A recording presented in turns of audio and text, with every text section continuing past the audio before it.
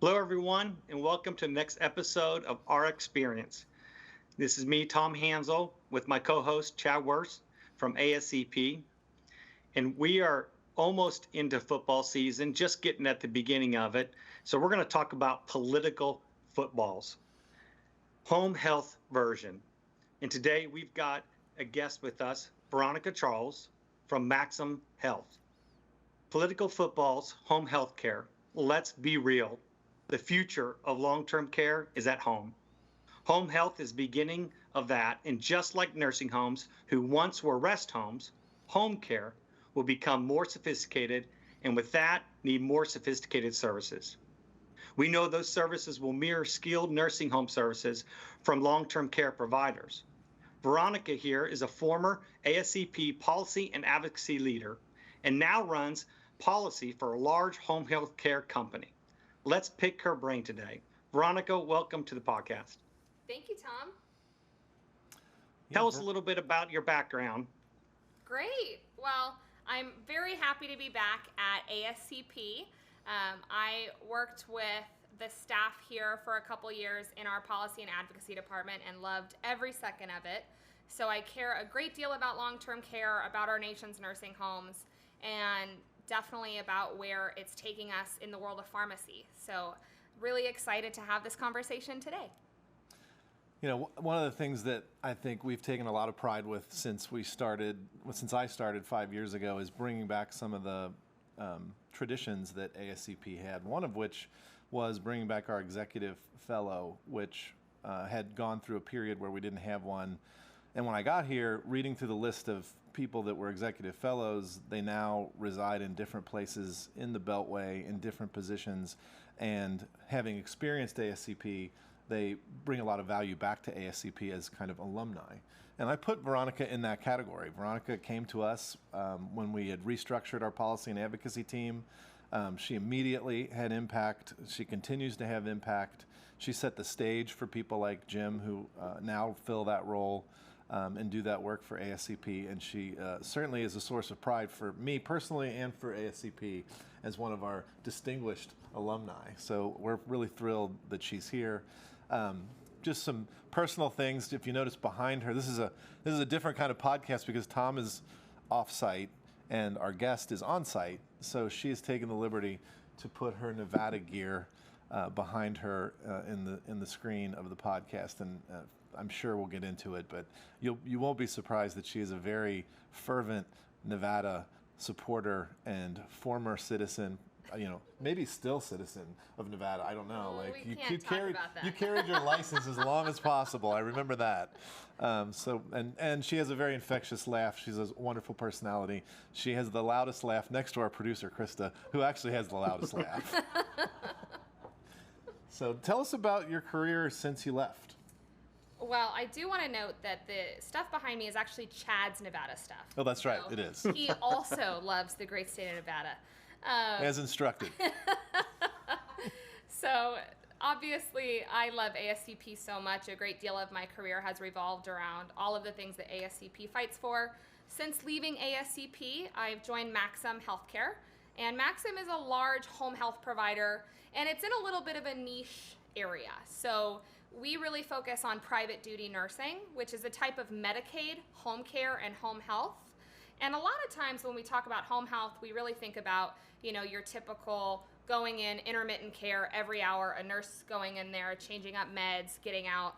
And, Maxim still has its hand in home health and home care writ large, but our bread and butter is really going to be private duty nursing, which is by and large kiddos born with disabilities that are going to require 24-hour care, lots of specialist services, and oftentimes those children, if they grow into adulthood, then we'll also have adults on our roster. So we really cover the gambit of services across the home care and home health spectrum with, again, the private duty nursing focus. So since I have left ASCP, I run a policy shop across 37 states. So Maxim is very involved at the Medicaid level, which is where a lot of our home health and home care policy issues are happening. But then also we have a federal presence. So I'm all over the place for the first 6 months of the year, and then right back here in the Beltway to figure out what's going on at the federal level throughout the rest of the year. So this is really a good time to be back in DC, really focused on gearing up for the next package of congressional bills, and then also gearing up for another very politically charged year of appropriations at the state level. So one of the things we talk a lot about is, the next 6 years, the next decade after that, the decade after that, because obviously in the older adult space, we deal with a specified number of licensed skilled nursing beds, which is around 1.7 million. About 4 million people put their head down on one of those beds every year. Most of them are transitional in nature. They spend a few weeks in the nursing home and then go home. A good number of them spend the rest of their life in the nursing home. And they're generally dual eligible, so they're Medicaid paid as well. What we see in the future is there isn't a big desire to have more nursing home beds. We're not licensing more nursing homes, but we're going to have 50% more people in the age group that tends to go to nursing homes. So we're going to strip the supply of the nursing homes. We're going to fill it. They're going to be filled with the most acute, most sophisticated individuals, probably those with the worst dementia and psychotic issues. But it's going to force a lot of people into assisted living and ultimately a lot of people into the home. Your area, as you describe it, works with kids that are Medicaid that can have private duty nurses. To my knowledge, that doesn't exist for a dual eligible Medicaid individual that's on the other end of the age spectrum. Is that true? They can't have. It does in certain circumstances. Okay. And is that something that you envision expands, or is it also kind of not a solution the government wants to see? That's a great question. And I think we talk about that a lot at the federal level because, like you mentioned, not looking into licensing more nursing home beds, but they're also looking into restricting, a lot of different areas of healthcare. So thinking through what they're going to have to do with these acute patients. Really right now, the most acute patients end up in a hospital. If you get sick, if something horribly wrong happens to you, you go to a hospital. And there's really nothing that's ever going to replace that. Right. Nobody's ever going to say, great, I live in the middle of rural America and I don't want to go to a hospital. They always want to go to a hospital if something's seriously wrong. So, hospitals have really been getting into the game of going into skilled nursing, trying to figure out what that looks like. So I definitely think we're seeing an expansion there of them trying to own the fact that the most critical care is always going to happen in their facility. But then also, I think that we're becoming more aware of, after the pandemic, of course, just the focus on home health, that you can build an ICU or a PICU in the home setting. You're going to have less folks there, but it's going to be a heck of a lot cheaper. And the VA has been doing this for decades. The VA has been trying to push their most acute veterans, medically discharged, active duty service members into the home for quite some time, because oftentimes our veterans are not nearly close to a VA as we want them to be. So I think that they're definitely looking at the VA for things like that, but then recognizing that there's just some other pressures of who is now starting to enter into the long-term care space with this silver tsunami that we're experiencing. And do you see that as a path? I mean, the VA has always been innovative. They're certainly innovative on the pharmacy side with their primary care pharmacists. They have some level of long-term care pharmacy services that they provide. Most of the time they contract out. But do you see that as a template for what this industry should be looking at in terms of what may happen in the next 2 decades? I think it's hard to say whether or not it should be, because it's tough from a political perspective anytime you compare the healthcare system to the VA system. It is not the same thing. We cannot look at those same levers and determine what it's going to look like.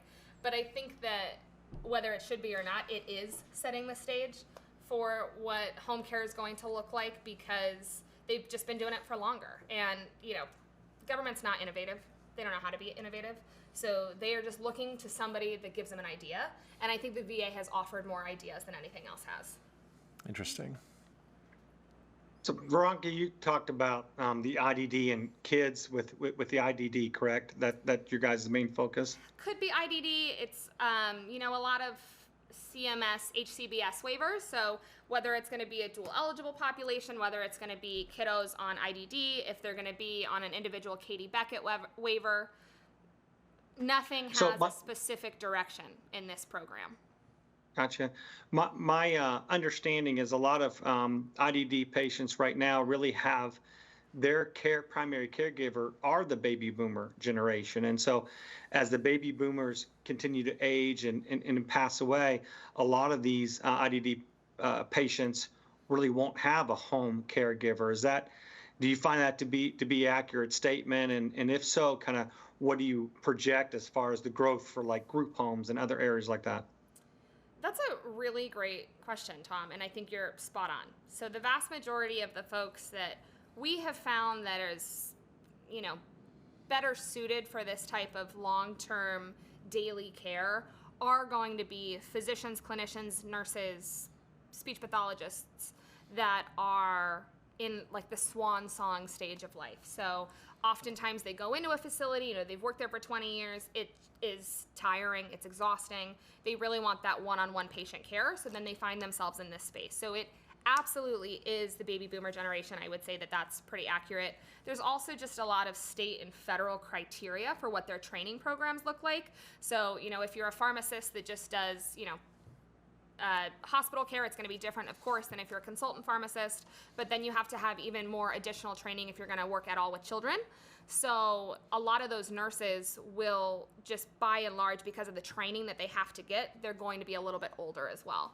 So that's definitely a problem. The Bureau of Labor Statistics, one of the big things that I think shows us, quite frankly, the problem that we're going to have very soon is BLS says that we're going to see 25% more clinicians go into the home care space between now and 2030.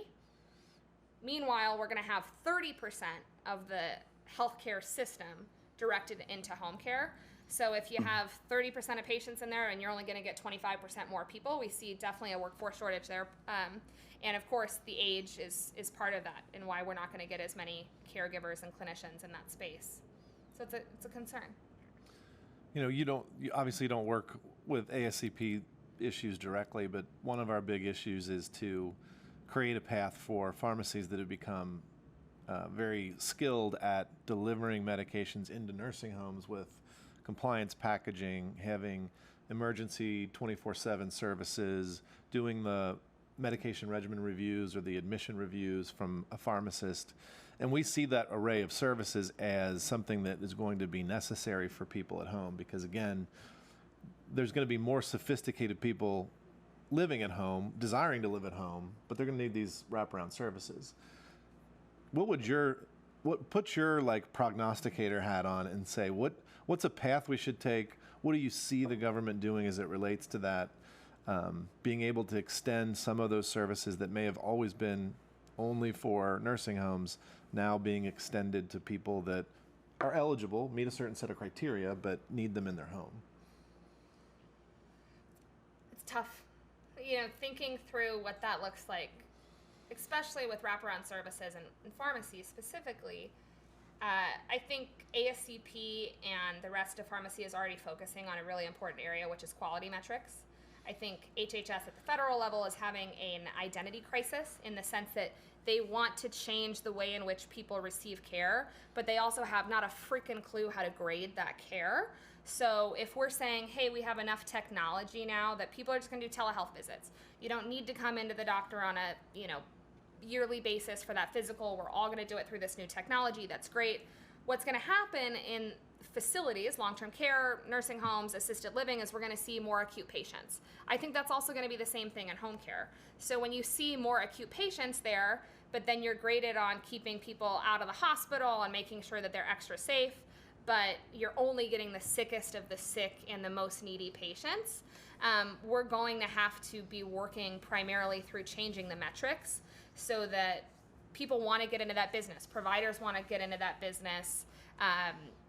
Whether it's for-profit, not-for-profit, they have to see a way in which they're going to be successful. And the current metrics that exist across all different aspects of healthcare are not going to permit us to take care of the most medically fragile, aging population. So with that technology that you were just talking about and telehealth, really comes the subject of RPM, or remote patient monitoring through, blood pressure cuffs and glucometers and that kind of stuff.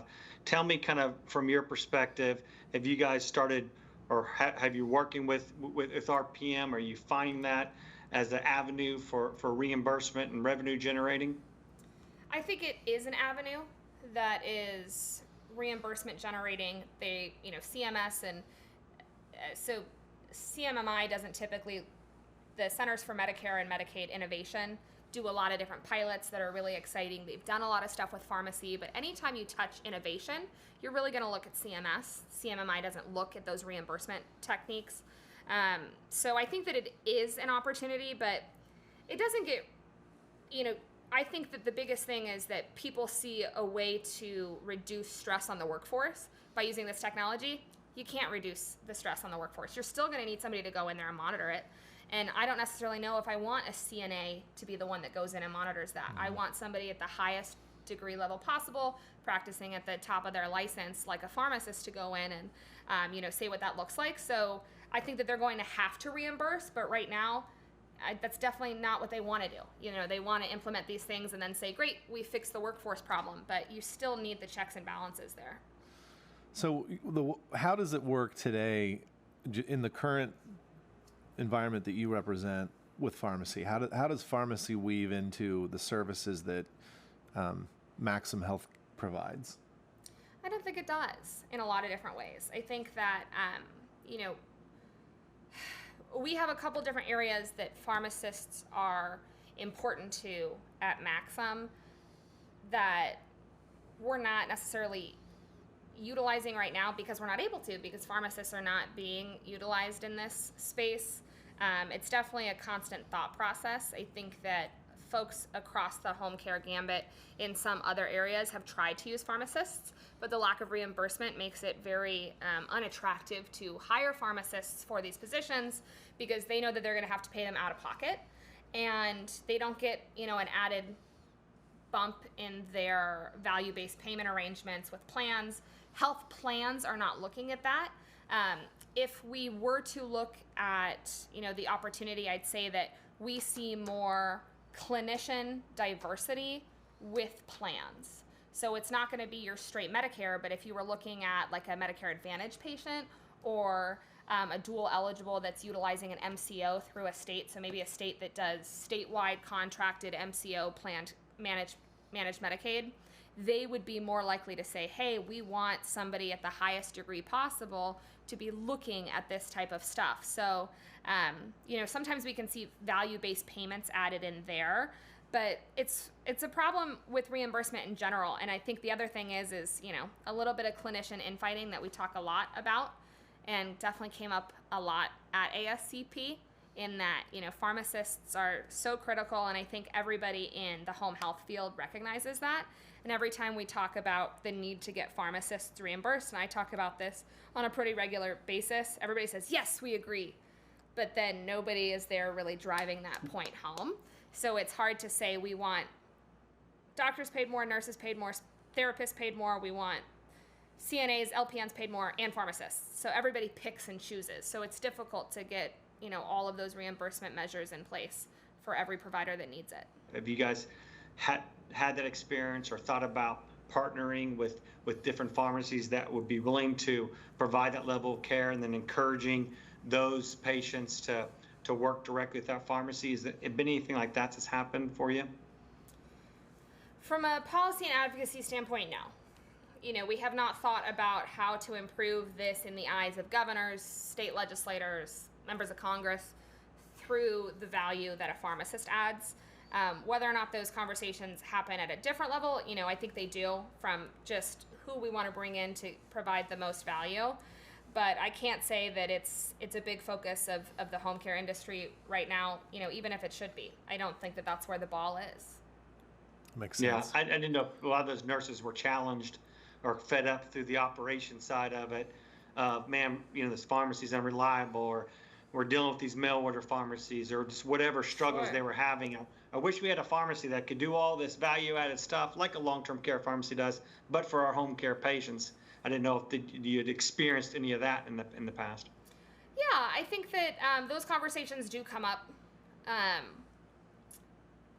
Again, coming from understanding the levers of incentives that are at play, I don't know if it comes up on a daily basis that's just a light bulb for anybody that's like, this is what's going to change the game for us. But that's because it hasn't been presented, before. I think that ASCP has a big advantage by a lot of the work that they're doing in this realm. I think it is still a topic of conversation. Whether or not it's come to the forefront yet, it just may not have had its time.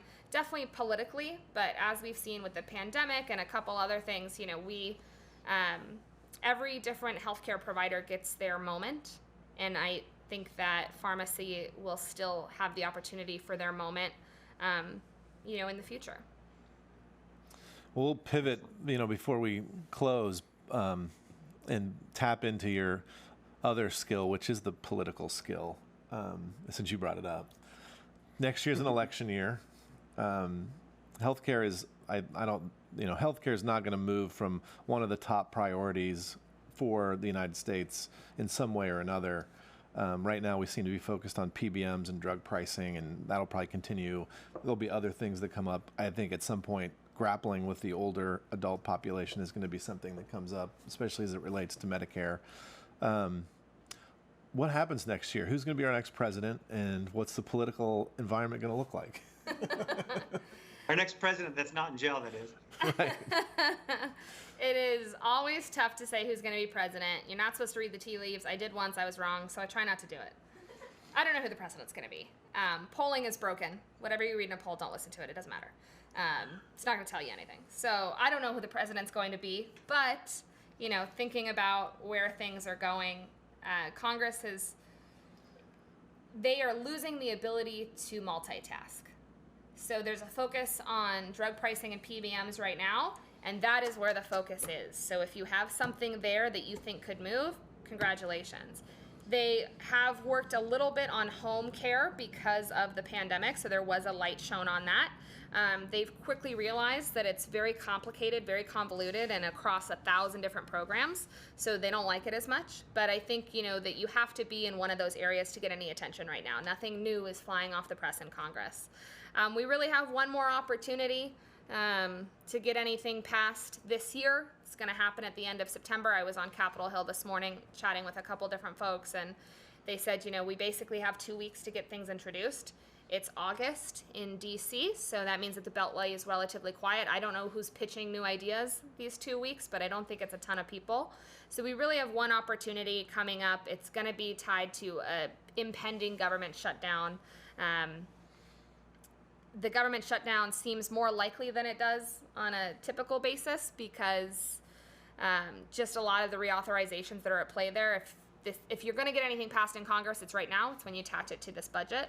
So I think that's a big consideration to happen that will affect the presidential election as well. So a lot of things are going to be in the works in this September budget deal. And then moving forward to next year, depending on who sits in that Oval Office, I still think we're only going to be able to tackle 2, maybe 3 healthcare challenges. We just do not have the ability to pass through large healthcare packages like used to be the norm. And what do you think about next year? It's an election year. I think when I got here at the middle of 2018. We had an election year, obviously, in 2020. What's next year going to be like for anybody? Because it's a presidential election year. Does anything get done? Well, honestly, it doesn't matter who the president is. Right. It matters what the rest of the power in the House and Senate is with the president. Yeah. So if we flip and we have a Republican in the White House and we keep Republicans in the House and then we still have a challenged Senate, you're going to see some things. And vice versa, if Joe Biden stays in the White House and they're able to flip the House back to Democratic control, we're going to see some more things as well. Typically, by and large, next year, if things were to flip and one of the 12 Republican candidates end up in that White House, we do see a lot more state action. So pushing things down to state levels, pushing a lot of new opportunities for managed managed care. So we're going to see payers try to innovate more at that level. I think that regardless of who comes into office, based off of the time period, CMS has been trying to redo their home and community-based services metrics. They're still in that process. They've been in that process for years. So I think that we're going to see a heck of a lot in that space, whether it's new payment mechanisms, the way that they removed RUGs and replaced it with PPS, or what that's going to look like. I think you're going to see something. One of the things that we're going to see in the next 8 years, under regardless of what administration, is likely going to be payment reform for home care and home health, because it hit long-term care and it hit therapy, and there's always winners and losers, but they have not figured out a way to bundle home care and home health. Once they figure out how to bundle those services, which I think they will, there's going to be an opportunity for more types of healthcare clinicians to come in. But I think that's the constant challenge, that regardless of who's in office, CMS is trying to figure it out, but they definitely need support. And speak just about, and we've talked about next year's, in terms of next year election and what shifts, but what about the run-up to next year's election, the 2024 election? What gets done in D.C. the front part of 2024 when everybody is campaigning? The whole House is campaigning, the president's campaigning.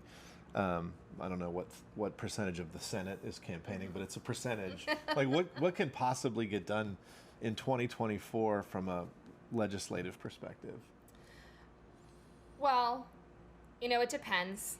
It depends on what state they're in, who they're trying to get support from, of course. But, healthcare is really only top of mind in the middle of pandemics. Yeah. And, at other times that it's come up on a ballot in a large state, which it did not this year. California is not hammering over any healthcare initiatives, neither is New York, which typically drives a lot of the conversation at the federal level. It's really going to be more labor laws. Workforce is top of mind, of course. A lot of stuff about the economy. So whatever bills that they can pass for new roads, new bridges. They brought back earmarks in a way this year, so I think that we're going to see some deals where members of Congress are going to mark some things for their constituents that they need votes from. Yeah. So we're going to see some more projects that are very visible, paying clinicians more, and changing certain aspects of the healthcare system is tough, difficult, and it's usually invisible to the naked eye, and it's not a hot topic for election years, unfortunately. All right. And we had a surplus of money from the past several years into the healthcare system to try to buoy patients and caregivers and all clinicians throughout the pandemic. So it's going to be a tough year to play defense. I don't imagine a ton of offense. I think providers are going to have to play defense to make sure that they don't get cuts, since the budgets are just not looking as great as they were for several years. Awesome. Tom, any closing thoughts, questions? No, and thank you for the knowledge and your information. I appreciate your continued dedication to ASCP. It's always certainly our biggest voice in long-term care. So just looking forward to maybe getting you back next year to talk about more of the stuff when we get closer to the election. Absolutely. Perfect, but you didn't write anything down about my political predictions. I'm always writing it down. I'm calculating and observing and judging. Well, thank you, Veronica. It's a pleasure to have you back. Thanks for being one of our most outstanding alumni. Thanks, Chad. I'll take that award. We'll catch everybody on the next episode. If you haven't registered for annual meeting in Orlando, please do. It's coming up at the end of October 26th through 29th. It will be spectacular, and we would love to see everybody there. Maybe we'll even get Veronica to come down. I don't know. We'll see.